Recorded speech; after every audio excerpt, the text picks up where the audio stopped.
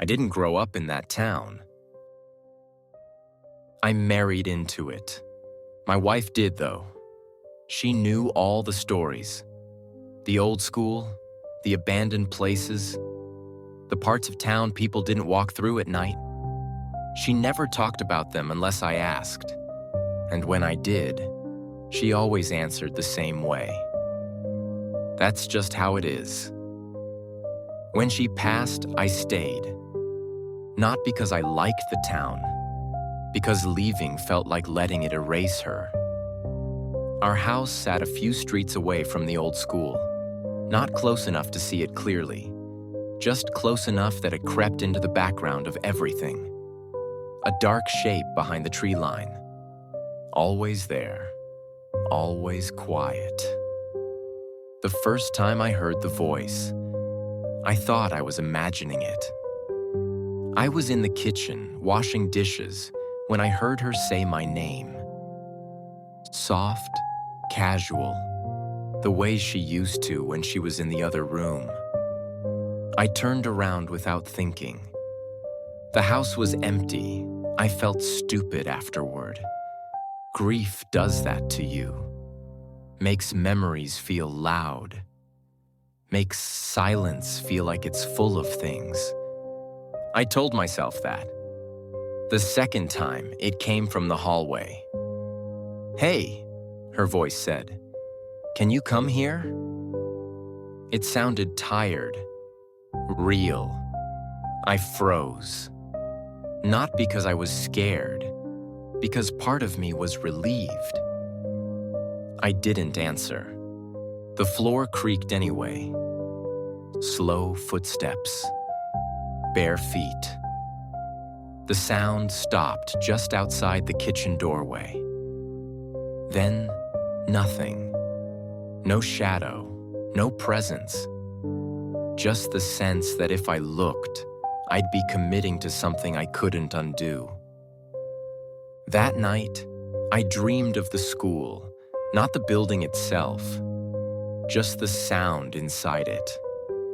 Footsteps in empty halls, lockers closing gently, someone humming a tune I almost recognized. I woke up to tapping. 3 taps from the wall behind my bed, not loud, not demanding, almost affectionate. Tap, tap, tap. I whispered her name before I could stop myself. The tapping stopped immediately. The silence that followed was attentive, like I'd just been heard. After that, the voice came more often. Always when I was tired. Always when the house was quiet. It never asked for much, just conversation. "Do you remember the bakery on Main Street?"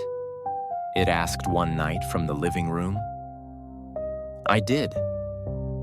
"She loved that place," the voice said. "You never liked the coffee." That was true. My chest tightened. I answered before I realized I was doing it. "I like the smell." The floor creaked. Closer this time. The voice smiled when it spoke again. I could hear it in the sound. I knew that. From then on, it spoke freely. Never all at once. Never for long. Just enough to feel normal. It talked about the town. About things my wife and I had done. About places I hadn't thought about in years. It never mentioned the school. I did.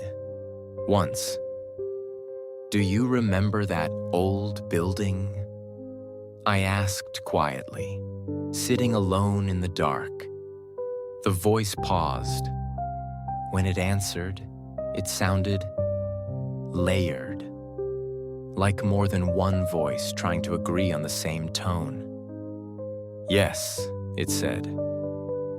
"I remember watching you both pass it.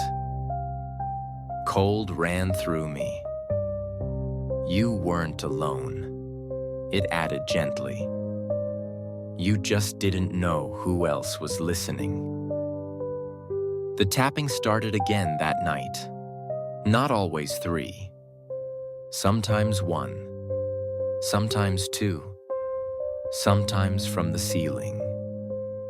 Sometimes from inside the walls, as if fingers were testing the space, learning where I slept. The voice never lied. That was the worst part. Everything it said was technically true, just framed in a way that bent things slightly out of place. She used to stand by the window at night, it said once. She liked the way the school looked when the lights were off. My wife hated that building. I remembered her saying so. But when I tried to recall why, the memory slid away from me, like it had been overwritten. The voice noticed. It's okay, it said. Some things are easier to forget. I stopped sleeping well, not because of fear, because the voice was better company than silence. It listened. It remembered. It never rushed me. One night, I asked it the question I'd been avoiding. Why do you sound like her? The answer came immediately. Because you answer when I do. The tapping that followed wasn't from the walls. It came from the front door. 3 slow taps. Polite, expectant. I stood up. My hand hovered over the lock. The voice softened. You don't have to open it, it said. I just wanted you to know I could. I backed away. The tapping stopped. After that, the voice changed slightly. Still familiar, but not quite her anymore. Sometimes it sounded older, sometimes flatter, sometimes like it was trying out different versions of the same memory, seeing which one fit best. I started leaving the lights on at night. I stopped answering. The voice didn't get angry. It got distant. Weeks passed without hearing it. The tapping faded. I thought it was over. Until the night I dreamed of her standing in the school hallway. She turned toward me and spoke in a voice that was not hers at all. You remembered me wrong. I woke up to tapping 3 times from inside my chest. I moved away a month later, sold the house cheap, didn't explain why. On my last night there, as I loaded the car, I heard her voice one final time.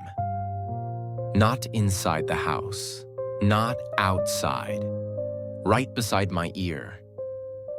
You should have listened longer. I didn't answer. I don't answer voices anymore. But sometimes when I hear tapping in unfamiliar places, I recognize the rhythm, and I wonder whose voice it's practicing now.